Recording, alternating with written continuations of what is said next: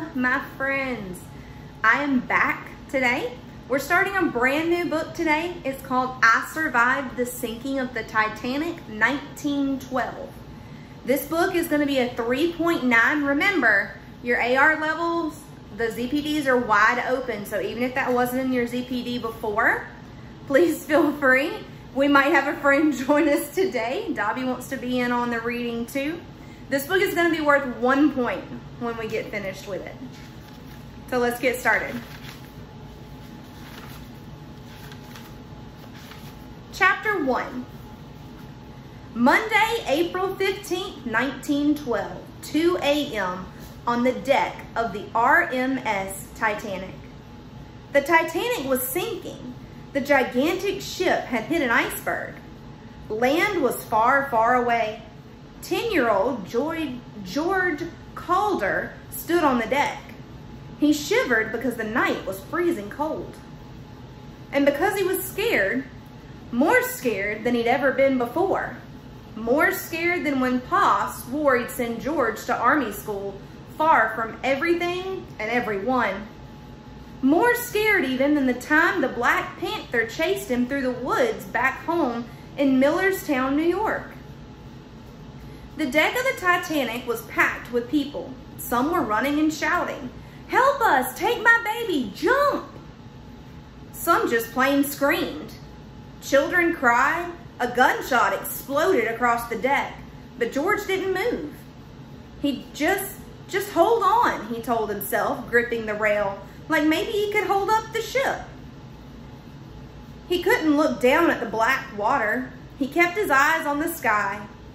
He had never seen so many stars. Pa said that Mom watched over him from heaven. Could Mama see him now? The ship lurched. "We're going down," a man shouted.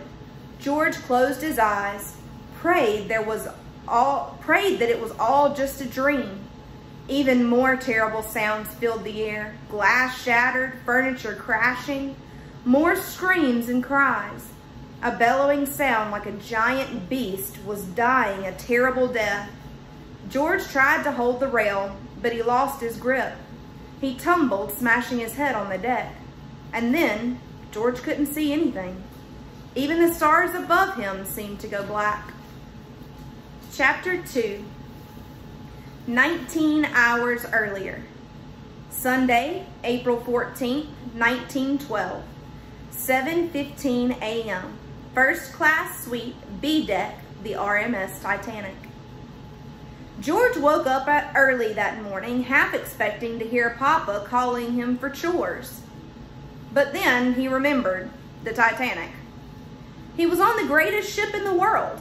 It was their 5th day at sea. George and his 8-year-old sister Phoebe had spent 2 months in England with their Aunt Daisy. What a time they had had. As a surprise for George's 10th birthday, Aunt Daisy took them to see the Tower of London, where they used to chop off the heads if the king didn't like you. Now they were headed back to America, back to Papa and their little farm in upstate New York. George got out of bed and knelt by the small round window that looked out on the ocean. "Morning," said Phoebe, peering through the silk curtains of her bed and fumbling for her spectacles. That's glasses. Her curly brown hair was practically standing straight up. What were you looking for?" George had to smile. Phoebe always had a question, even at the crack of dawn. Maybe that's why she was the smartest little sister in the world.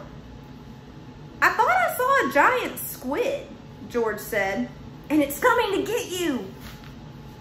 George rushed over and grabbed Phoebe with wiggly squid arms. She curled up into a ball and laughed. She was still laughing when Aunt Daisy came in. Even in her robe and slippers, Aunt Daisy was the prettiest lady on the whole ship. Sometimes George couldn't believe she was so old, 22. "What's this?" Aunt Daisy said. "You know the rule. No having fun without me." Phoebe sat up and put her arms around George. "Georgie said he was said that he saw a giant squid. Aunt Daisy laughed. I wouldn't doubt it. Everyone wants to get a look at the Titanic, even sea monsters. George halfway believed it. He'd never imagined anything like the Titanic. Aunt Daisy called the ship a floating palace, but it was way better than the old and dusty castle they'd seen in London. They had 3 whole rooms, one for Phoebe and George, one for Aunt Daisy, and one for sitting around and doing nothing. They even had a man, a steward named Henry. He had bright red hair and an Irish accent that made everything he said sound like a jolly song. Some fresh towels for your bath, he would say, some cocoa before bed. And just before they turned on the lights turned out the lights for the night, Henry would knock on their door and peep his head in. Is there anything else you might need? He'd ask. George kept trying to think of something he needed, but what could he ever need on the Titanic? The ship had everything, even a swimming pool, with ocean water heated up like a bath. Even gold silk curtains for your bed so you could pretend you were sleeping in a pirate's den. Even 3 dining rooms where you could eat anything you wanted. Last night, George had eaten 2 plates of roast beef, veal and ham pie, carrots sweet as candy, and a mysterious dessert called meringue pudding. It tasted like sugary clouds.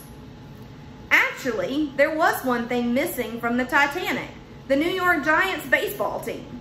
George wondered what Henry would say if George said, I need shortstop Artie Fletcher right away. Probably Henry would say, coming right up, sir. George grinned just thinking about it, but Aunt Daisy wasn't smiling at him. She looked very serious. We have to make the most of our last 3 days at sea, Aunt Daisy said in a low voice. I want you to promise me, George, no more trouble. George gulped. Was she really still mad at him for last night? He'd slid down the banister of the grand staircase in the first-class lobby. How could he resist? The wood was so shiny and polished, curved around like a ride at the fair. That lady could have moved out of the way, George said. How could she? Phoebe said. She was wearing 100 pounds of diamonds. Aunt Daisy almost smiled. George could tell. No, she could never stay mad at George for long.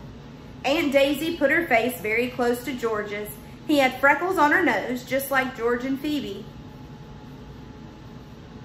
No more trouble, she repeated, tapping his chest. I don't want to have to send a telegram to your father. George's stomach tightened into a baseball. Don't tell Papa, Phoebe said. He'll send George away to army school. I'll be good, George promised. I will, really. You better be, Aunt Daisy said.